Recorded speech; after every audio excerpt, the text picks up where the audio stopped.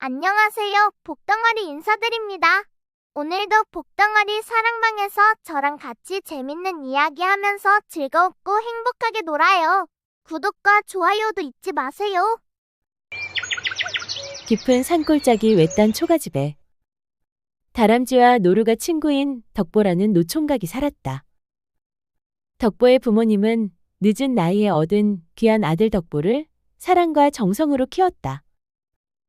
하지만 나이가 많고 노쇠한 탓에 덕보가 혼이 나는 것을 보지 못하고 우리 아들 저 착한 심성 알아주는 참한 짝을 만나야 할 텐데.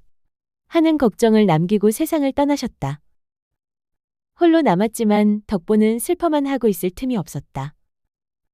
그는 천성이 긍정적이고 유쾌했다. 자, 이놈들아. 많이 먹고 올겨울 튼튼하게 나야지. 너희라도 내 곁에 있어주니 얼마나 다행이냐. 안 그랬으면 이 넓은 산에 나 혼자 입만 심심할 뻔했지 않으냐. 하지만 아무리 씩씩한 덕보라도 해가 저물고 캄캄한 어둠이 내리면 마음 한구석이 시려오는 것은 어쩔 수 없었다.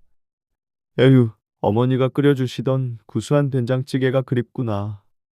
아버지가 잡아다 주시던 튼실한 꿩고기도 먹고 싶고. 나도 이제 마누라가 지어준 따뜻한 밥 한 숟갈 먹어봤으면 소원이 없겠다. 외로움이 턱 밑까지 차오른 어느 날, 덕보는 더 이상 이렇게 살 수 없다고 결심했다. 그는 이른 새벽, 가장 좋은 옷으로 갈아입고 뒷산의 작은 절로 향했다.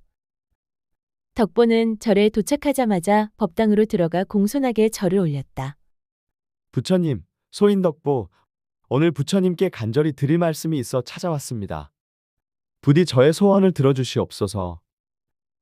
덕보는 한 시즌 동안 꼼짝도 않고 기도를 올렸다. 하지만 부처님의 아무런 응답이 없자 그의 인내심이 조금씩 바닥나기 시작했다. 부처님, 제 말 듣고는 계신 겁니까? 아니, 제가 이렇게 정성을 다하는데 어찌 눈길 한 번 안 주십니까? 이 산골짜기에 저 혼자 사는 거 뻔히 아시면서 밤마다 이 덕보가 얼마나 외로운지 모르신단 말입니까? 슬슬 억울해지기 시작한 덕보는 자리에서 벌떡 일어나 마치 오랜 친구에게 따지듯 부처님 앞으로 바싹 다가갔다. 제가 뭐 큰 걸 바랍니까? 재물이 탐이 납니까? 벼슬이 탐이 납니까? 그저 못난 제 얼굴 보고도 웃어주고 제 어설픈 농담에도 까르르 웃어줄 그런 참한 처자 한 명만 점지해달라는 거 아닙니까? 부처님도 참 너무하십니다. 너무해? 한참을 투덜대던 덕보는 문득 기상천외한 생각을 해냈다. 좋습니다. 부처님께서 정 바쁘셔서 제 소원을 못 들어주시겠다면 저와 한판 내기를 하시지요. 덕보는 보따리에서 주섬주섬 유판과 윷가락을 꺼내 부처님 앞에 펼쳐놓았다. 자, 공평하게 윷놀이로 정합시다. 제가 이기면 올해 안에 제 배필을 찾아주시는 것이고 부처님께서 이기시면 부처님께서는 저를 사랑하시니 제가 배필을 만나는 것이 부처님의 소원이시지요? 그러니 이건 제가 이기나 지나 무조건 제 배필을 찾아주시는 내기입니다.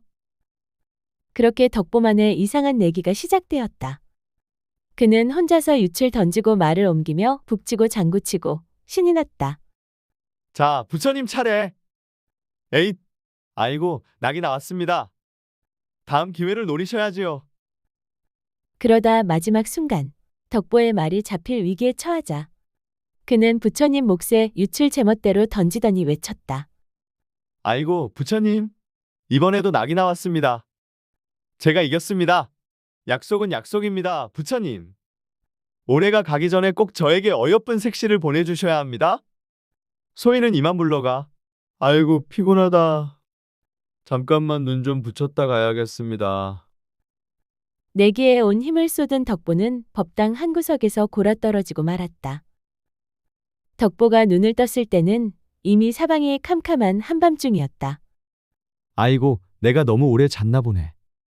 스님께 혼나기 전에 어서 내려가야겠다. 서둘러 밖으로 나온 덕보의 눈에 환한 달빛 아래 한 여인이 탑돌이를 하는 모습이 들어왔다. 은은한 달빛을 받아 빛나는 그녀의 모습은 마치 하늘에서 내려온 선녀 같았다. 덕보는 저도 모르게 숨을 죽이고 그 모습을 넋을 잃고 바라보았다. 탑도리를 마친 여인이 뒤를 돌아보다 멍하니 서 있는 덕보를 보고는 화들짝 놀랐다. 니쇼? 이 밤중에 어찌하여 여기에? 아, 저는 이 아랫마을에 사는 덕보라고 합니다. 낮에 불공을 드리러 왔다가 깜빡 잠이 들어서. 그런데 그쪽이야말로 어찌 이 깊은 밤에 홀로 계신 겁니까? 저는 연이라고 합니다. 편찮으신 어머니를 위해 백일 기도를 드리고 있는 중입니다. 아, 그러셨군요. 효심이 참으로 지극하십니다. 그런데 이 밤길은 위험하니 괜찮으시다면 제가 집까지 바래다 드려도 되겠습니까? 그렇게 달빛 아래 두 사람의 어색하지만 설레는 첫 만남이 이루어졌다. 그날 이후 덕보는 매일같이 연희를 보기 위해 저를 찾았다. 처음에는 멀리서 지켜보기만 하다가 하루는 큰 용기를 냈다. 연희 낭자, 오늘도 오셨구려? 마침 제가 뒷산에서 아주 맛있는 돌배를 따왔는데 어머니 갖다 드리시오. 덕보 도련님, 매번 일이 신세를 져서 어쩝니까? 어머니께서 입맛이 없다고 하셨는데 참 좋아하시겠어요. 고맙습니다. 그리고 도련님 덕분에 제가 밤길을 무서워하지 않고 마음 편히 불공을 드릴 수 있게 되었습니다. 연희 낭자, 그리 말씀해 주시니 참 기쁩니다. 저 역시 연희 낭자 덕분에 부처님 뵈러 오는 길이 즐겁고 좋습니다. 하하. 두 사람은 함께 불공을 드리고 돌아오는 길에는 도란도란 이야기를 나누며 정을 쌓아갔다. 그런데 연희 낭자는 어찌 그리 정갈하게 기도를 드리시오? 나는 부처님 앞에만 서면 하고 싶은 말이 너무 많아서 정신이 하나도 없던데. 도련님께서는 부처님과 아주 가까운 친구 사이신가 봅니다. 친구요? 친구 맞지요? 얼마 전에는 저와 윷놀이도 한판 했다니까요. 제가 아무리 받으렸어도 결국 제가 이겼지만 말입니다. 하하. 네? 부처님과 윷놀이를요?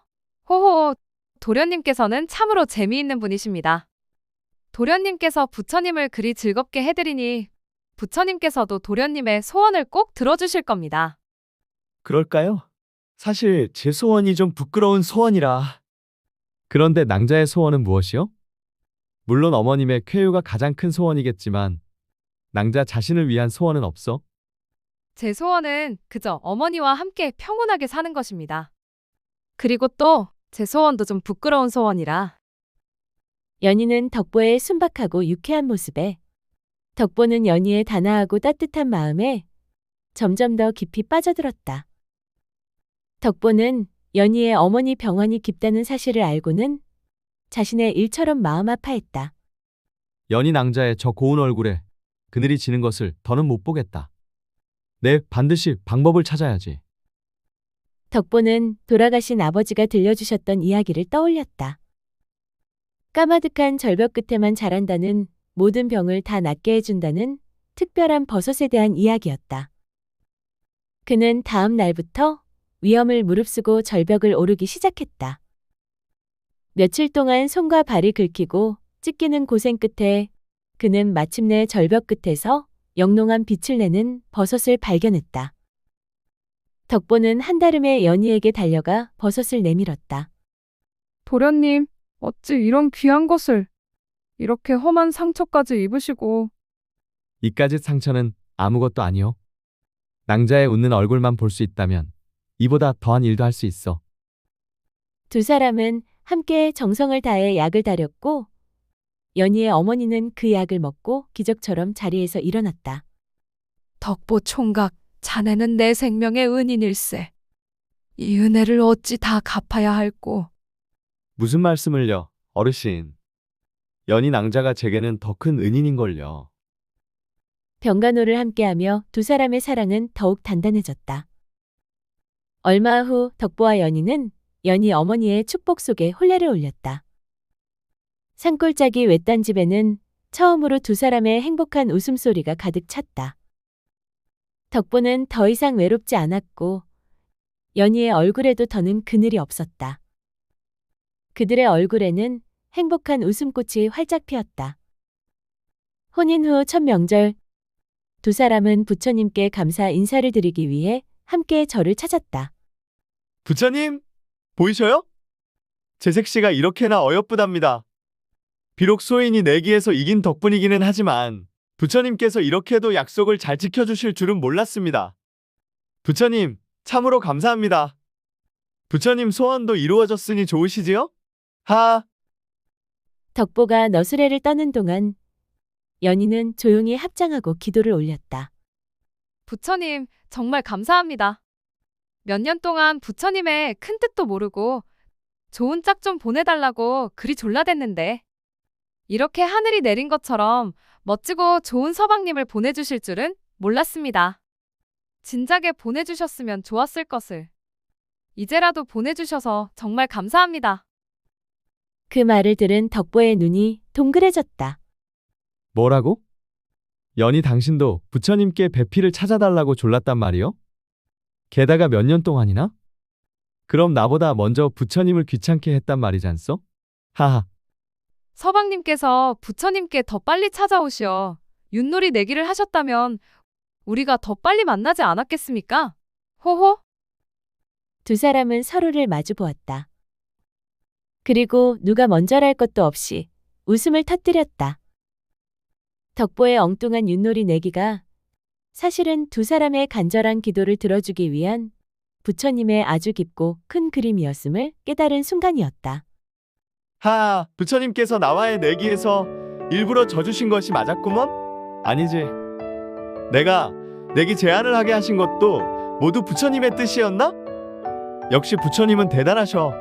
하, 두 사람의 행복한 웃음소리가 자비로운 부처님의 미소와 함께 산사의 하늘에 오래도록 울려 퍼졌다.